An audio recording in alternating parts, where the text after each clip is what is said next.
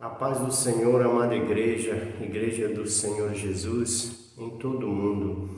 Hoje, dia 17 de setembro de 2023, Dia Nacional da Escola Dominical, eu estarei iniciando a transmissão do estudo bíblico da Escola Dominical, que será semanalmente. Hoje, dia 17 de setembro de 2023, nós estamos iniciando com a lição de número 12 do terceiro trimestre de 2023.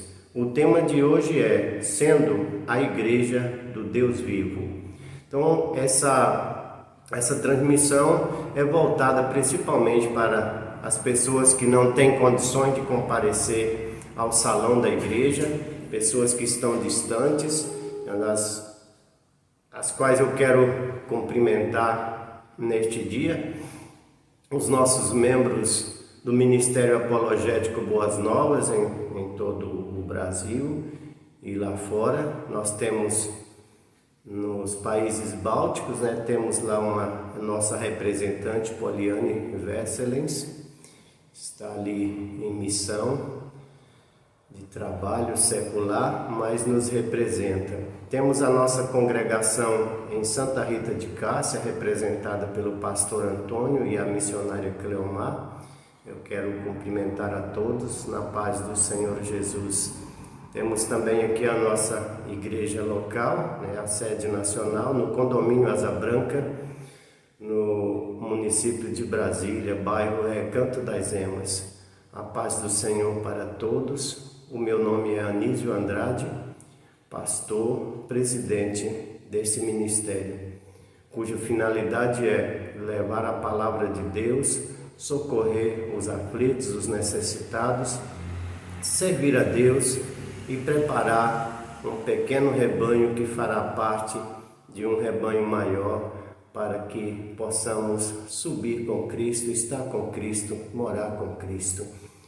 Aqui na sede eu quero cumprimentar a missionária Marta, minha esposa, quero cumprimentar também a diaconisa Josenilda, que é uma das pessoas muito importantes aqui no nosso ministério, a nossa irmã Cícera Wadja, também uma cooperadora excelente, o casal Gênesis e Sara, que são nossos filhos na fé, também já estão bem crescidinhos na palavra, no conhecimento. Também eu quero cumprimentar os nossos novos convertidos, Leomar e Val, casal abençoado, que nós temos feito com eles o discipulado, estamos acompanhando o crescimento espiritual. Então hoje o nosso tema é Sendo a Igreja do Deus Vivo.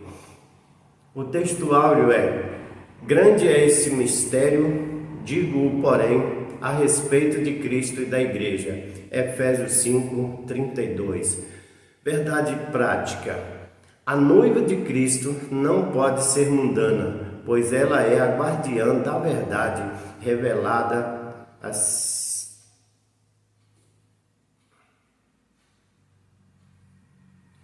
A noiva de Cristo não pode ser mundana, pois ela é a guardiã da verdade revelada e suas vestes devem se manter imaculadas para as bodas do Cordeiro. Na leitura diária, os irmãos que acompanharam a revista, nós tivemos os 7 temas. Deus é um ser pessoal que intervém no curso da história. Está registrado em Daniel 4:25, Atos 17:24. Se a verdade foi corrompida, deixamos de ser o sal da terra e a luz do mundo. Referência Mateus 5, 13 e 14.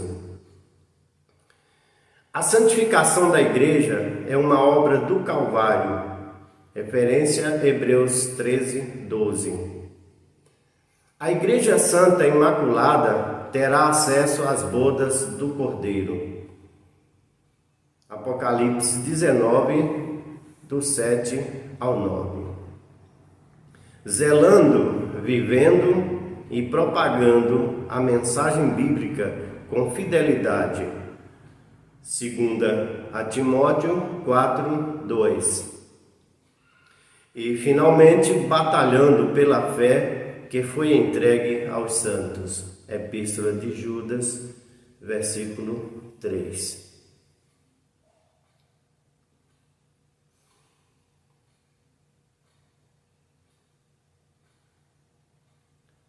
Nós vamos então fazer a introdução do nosso estudo da seguinte forma: os efeitos do mundanismo são percebidos quando a igreja deixa de ser pautada pelos valores da fé cristã.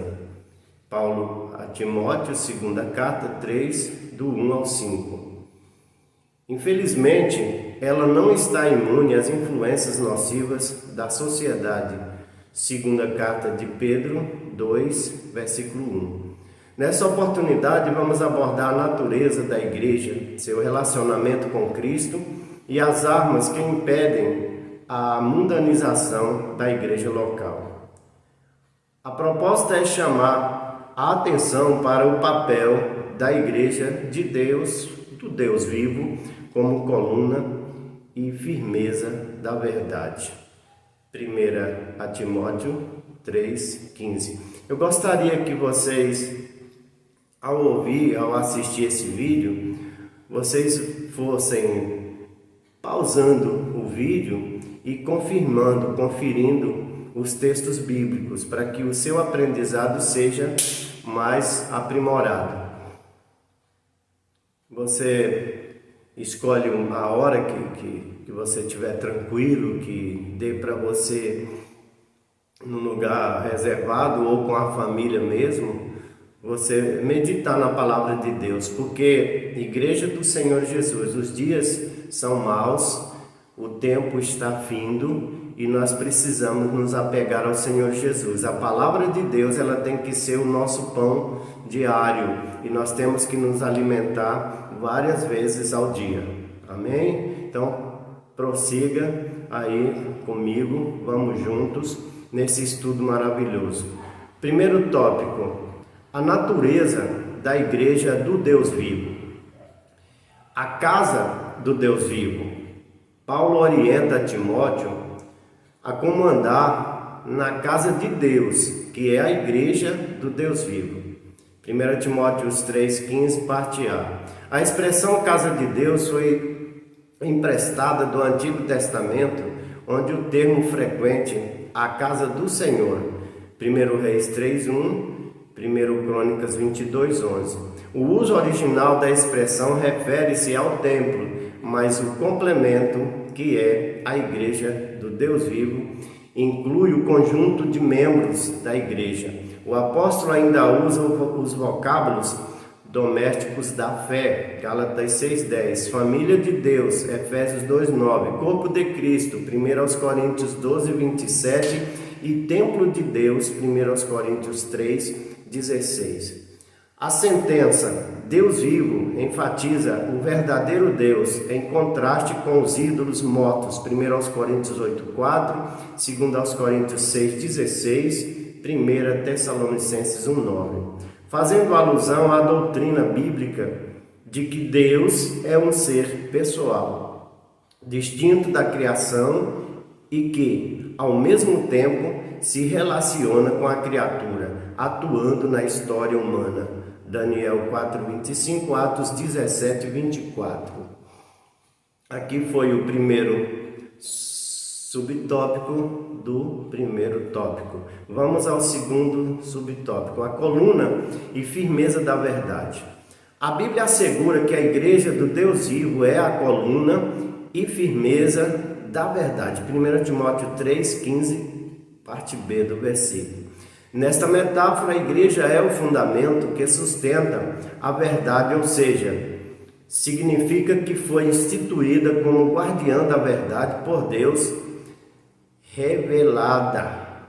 2 Timóteo 1, 13 e 14. Essa verdade é o Evangelho de Cristo, as boas novas de salvação e as suas imutáveis doutrinas. Gálatas 2,5, Efésios 1,13 e Gálatas 1,5. Portanto, é responsabilidade da igreja propagar, testemunhar, defender a verdade do Evangelho, em Mateus 28, 20, João 18, 37 e Judas 3. Desse modo, no zelo pela verdade, os líderes da igreja devem ser irrepreensíveis e capazes de repudiar os falsos mestres e suas heresias. 1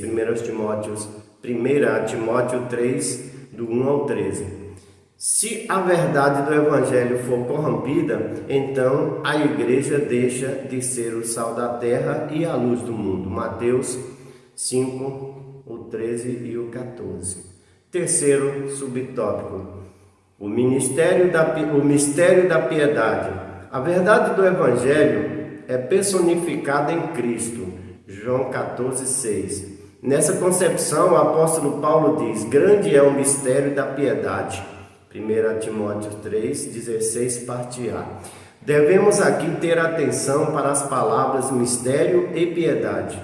A primeira sinaliza que a verdade do Evangelho foi revelada. O mistério foi revelado.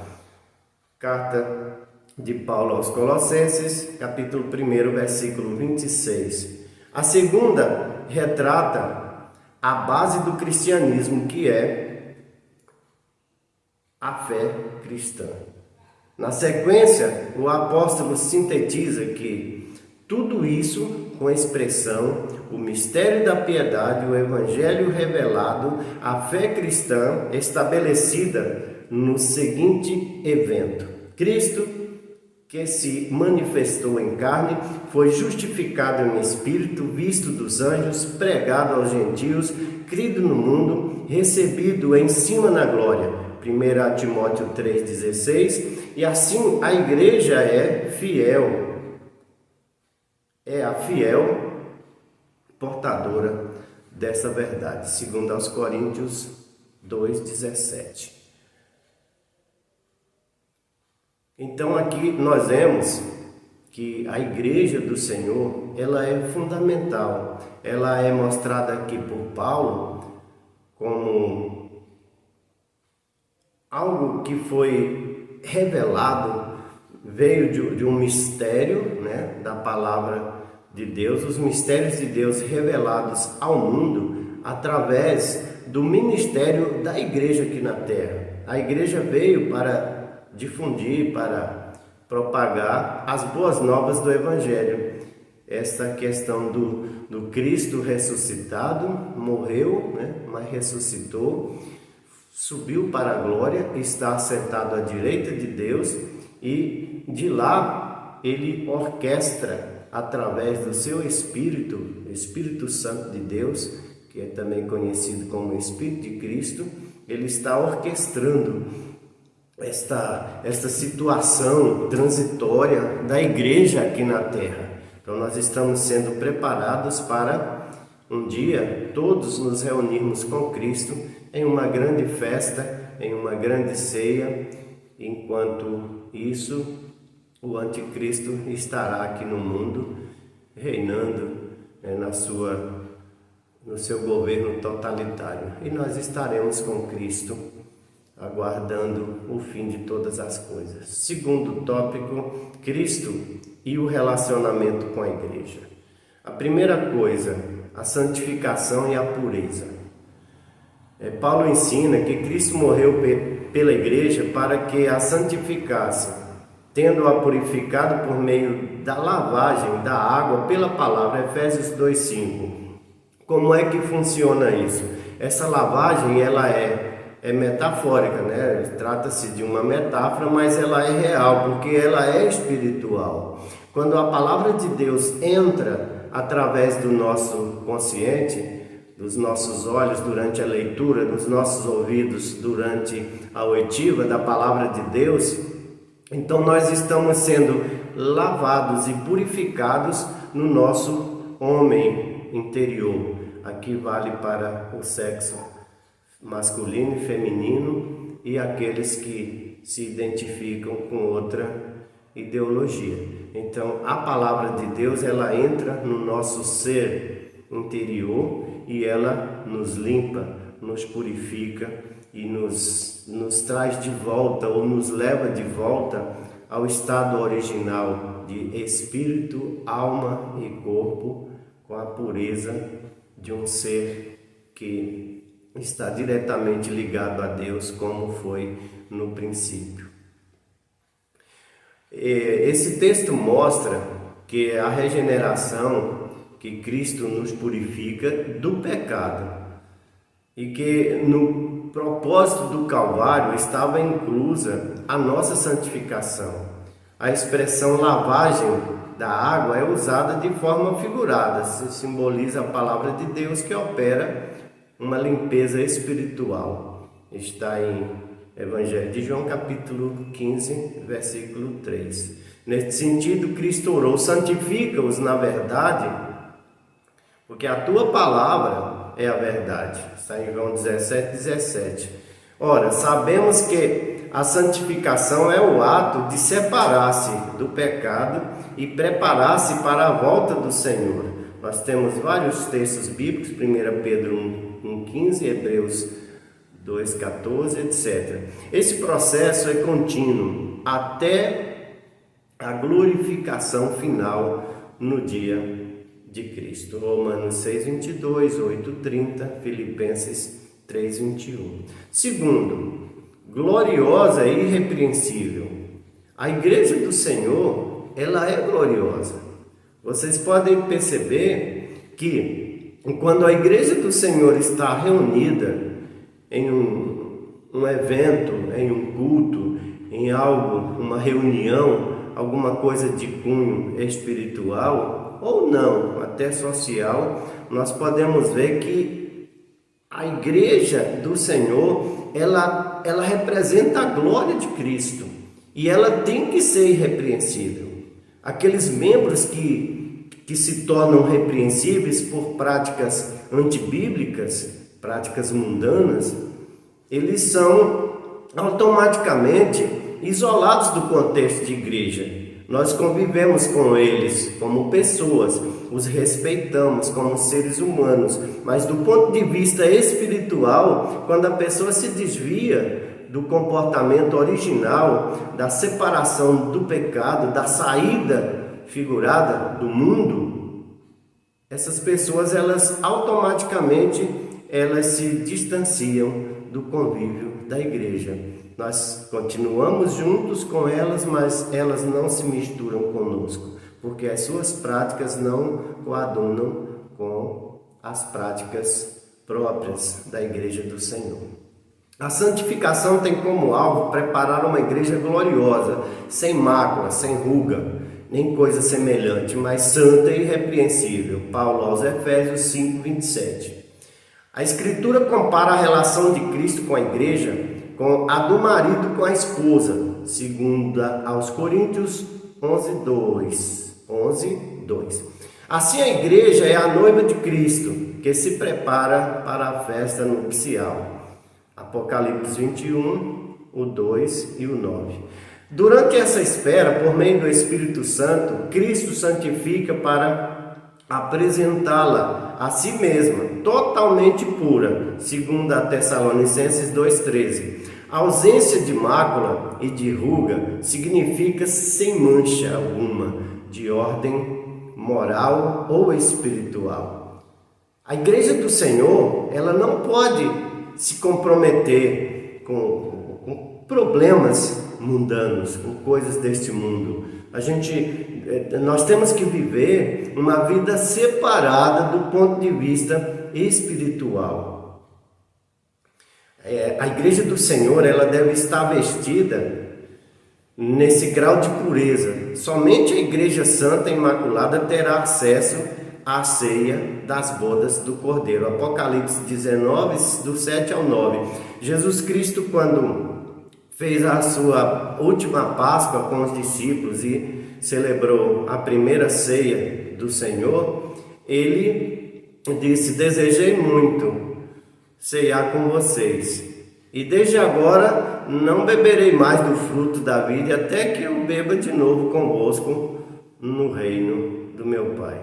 Acerca disso, Cristo advertiu não ser possível entrar nas bodas sem a devida veste nupcial. Confira lá em Mateus 22, do 11 ao 13.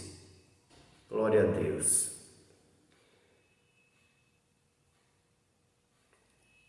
A igreja como um corpo de Cristo, ela está figurada da máxima relevância, né? Na máxima relevância, ela é uma figura que deve ser levada a sério para apresentar a igreja e que é o corpo de Cristo, né? Era a expressão predileta do apóstolo Paulo, que frequentemente comparava os interrelacionamentos e funções dos membros da igreja com partes do corpo humano. Ou seja, irmãos e irmãs, nós temos um corpo que é formado por membros distintos e diferenciados, né? Mas todos são equivalentes e todos têm a sua função distinta, mas têm o seu valor específico, e nós não podemos, de forma deliberada, amputar os membros do nosso corpo. Então, desta forma, nós também devemos tentar preservar os membros do corpo de Cristo e devemos cuidar de cada um deles para que eles não se corrompam, não adoeçam. Desculpa. Terceiro tópico: as armas da igreja do Deus vivo. Primeiro, o zelo pela verdade. Ora, as armas da igreja, elas são diferentes das armas dos exércitos nacionais e internacionais, né? Nós enfatizamos aqui que a verdade bíblica é absoluta e imutável. Ou seja, o Evangelho de Cristo é a única verdade. João 14:6. Nesse caso, a igreja é a fiel depositária da verdade do Evangelho. Referência 1 Timóteo 3,15. E por isso os salvos em Cristo são dispenseiros das mensagens da redenção. Primeira carta de Pedro 4, versículo 10. Para ilustrar essa responsabilidade, levamos em conta o uso que Jesus fez dos símbolos que remontam à responsabilidade espiritual. Os dois servos, lá em Mateus 24, 45 ao 51, os talentos, em Mateus 25, 14 ao 30, o servo vigilante, em Lucas 12, 35 ao 38, e o mordomo infiel, em Lucas 16, do 1 ao 13, e as 10 virgens, Lucas 19, do 12 ao 26. Todas essas parábolas trazem a imagem da responsabilidade que cada salvo deve ter enquanto espera o Senhor da igreja voltar. Esse compromisso é inegociável, pois espera-se que o salvo cumpra o seu dever com irrestrita lealdade, né? Assim, a igreja deve zelar pela verdade das Escrituras, viver e propagar a mensagem bíblica com fidelidade, 2 Timóteo 4:2. Então vocês podem ver que a igreja é a detentora da verdade e ela deve zelar pela verdade. E aí você pode perguntar, mas o que é a verdade? Jesus disse: eu sou o caminho, a verdade e a vida, falando de si mesmo. Então, a verdade é Jesus. E esse zelo por Jesus, a igreja deve ter, como sendo Cristo a cabeça e a igreja o corpo, onde caminhamos juntos numa visão mística, numa visão espiritual, numa visão simbólica, mas muito real, porque parte do mundo espiritual. E segundo, o ensino da verdade. A igreja, ela não pode se desvirtuar da verdade. Ela não pode trazer o mundo e suas doutrinas e os seus ensinamentos para dentro de si. Deus constitui líderes para o aperfeiçoamento e edificação da igreja. Referência a Efésios 4, 11 e 12. Portanto, o líder deve estar apto para ensinar. 1 Timóteo 3, 2. Isso refere-se à capacidade de compreender as Escrituras, defender a ortodoxia e refutar a heresia. Paulo a Tito, capítulo 1, versículo 9. Vocês estão entendendo a profundidade disso? Né? Nós temos que lutar contra a heresia, contra os falsos ensinamentos. Nós somos os detentores da verdade do Evangelho, como igreja, como obreiros. Obreiros são todos aqueles que fazem a obra de Deus, pastores, cooperadores, anciãos, dependendo da igreja local, ou seja, da denominação, bispos, apóstolos. Todos nós somos detentores da verdade e temos obrigação de zelar pela verdade, evitar heresias, falsificação da palavra de Deus e defender essa ortodoxia da verdade da palavra de Deus. E desse modo, um líder vocacionado não cede ao liberalismo teológico, ecumenismo e sincretismo religioso. Referência 2 aos Coríntios 2, 17, 2 Timóteo 4, 3 e 4. Logo, a verdade bíblica deve ocupar a primazia na igreja. Paulo a Timóteo, primeira carta, capítulo 4, versículo 13, segunda carta, capítulo 2, versículo 15. Não por acaso, na tese 54, Martinho Lutero ensinou que ofendemos a palavra de Deus quando no sermão não há tempo ao estudo da Bíblia, ou seja, quando a exposição da Bíblia não é o cerne da pregação. Vocês estão percebendo essa tese 54 de Lutero, onde ele deixa claro que a pregação, o sermão, a exposição da Bíblia tem que ser palavra de Deus.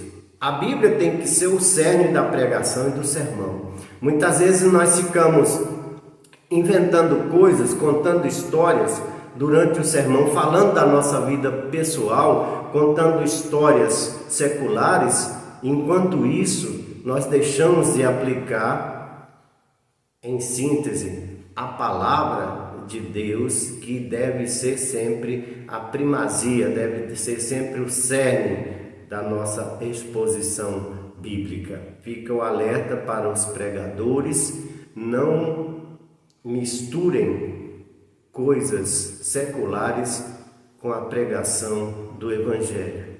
Na hora que você for dar um testemunho, é diferente. Você pode contar o que aconteceu para a honra e glória do nome do Senhor e para a edificação da fé dos ouvintes. Mas quando você for pregar, pregue as boas novas do Evangelho. Fale da palavra de Deus. Seja conciso e preciso e deixa que o Espírito Santo de Deus te use para falar as verdadeiras frases, o contexto da Bíblia, o contexto da palavra de Deus.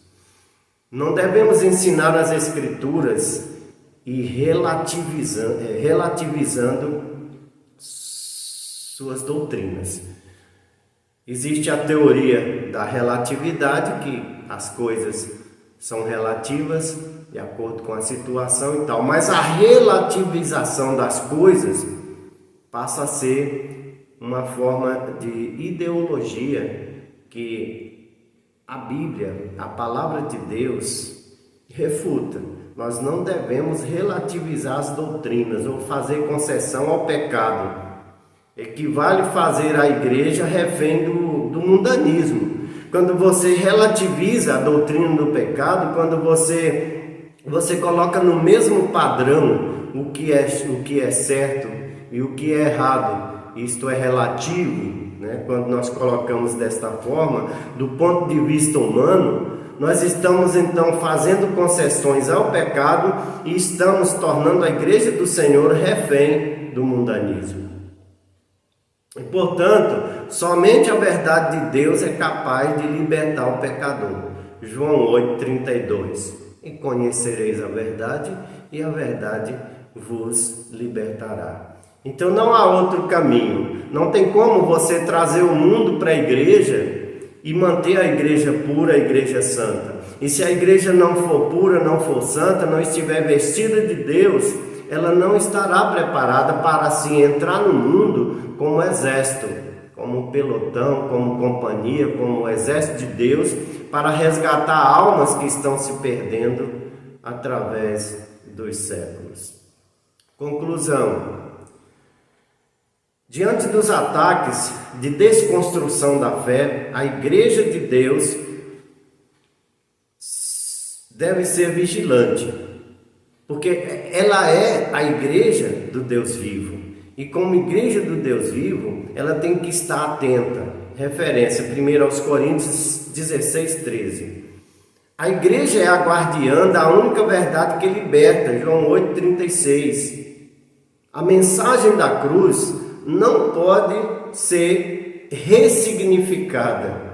Nós não podemos ressignificar a mensagem da cruz. Cristo morreu, Cristo foi sepultado, mas Cristo ressuscitou. Para quê? Para que nós pudéssemos ter os nossos pecados perdoados. Então não tem como você ressignificar isso. Cristo morreu, Cristo ressuscitou. E todo aquele que nele crê será salvo e vai ressuscitar no último dia. Cristo morreu e ressuscitou por amor da igreja e requer que ela seja santa, pura e irrepreensível. Efésios 5:27.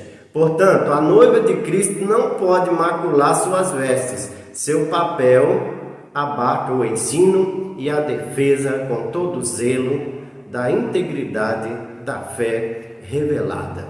Paulo a Timóteo, primeira carta, capítulo 4, versículo 16. Fica aqui a minha gratidão a todos vocês que estão me assistindo nesse momento, nesse exato momento, e eu quero orar para que Deus te dê a visão de obreiro, visão de líder, visão de servo, que é o mais importante. Nós estamos aqui para servir. Amado Deus e Pai, Senhor da glória, nesse momento eu oro pelo teu servo, pela tua serva, por esta pessoa que ainda não decidiu entrar para o corpo de Cristo, que o Senhor, através do teu Espírito Santo, possa alcançar cada uma.